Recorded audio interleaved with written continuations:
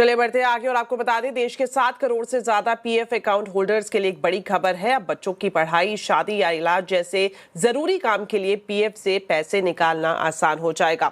EPFO ने नियमों को सरल बनाते हुए निकासी की लिमिट बढ़ा दी है। इस खबर पर ज्यादा जानकारी के लिए अब सीधा जुड़ते हैं संवाददाता रोहन सिंह से। तो रोहन, आपसे जानना चाहेंगे, पीएफ विड्रॉल की बात करें तो किस तरह से इससे जुड़े नियमों को सरल किया गया है, क्या कुछ बदलाव इसमें किए गए हैं?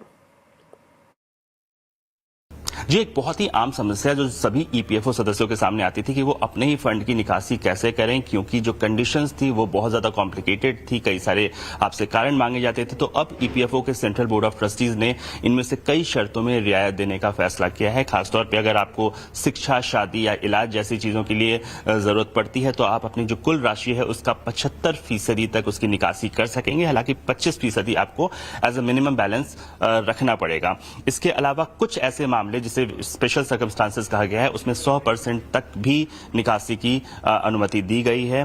इससे पहले करीब 13 जटिल जो है शर्तें रखी गई थी, उनमें कई सारे आपको कारण बताने पड़ते थे, कई सारे ऐसी शर्तें थी जिसके लिए आम आदमी के लिए बहुत मुश्किल होता था। तो अब उन्हें सिंप्लीफाई किया गया है, उन्हें सिर्फ 3 कैटेगरीज में बांटा गया है, जिसमें जरूरी जरूरतें या आवास संबंधी जरूरतें या विशेष परिस्थितियां, इन्हें कैटेगराइज किया गया। और खासतौर पे विशेष परिस्थितियों में पहले आपको बहुत सारे कारण बताने पड़ते थे, अब आपको वो कारण बताने की जरूरत नहीं पड़ेगी।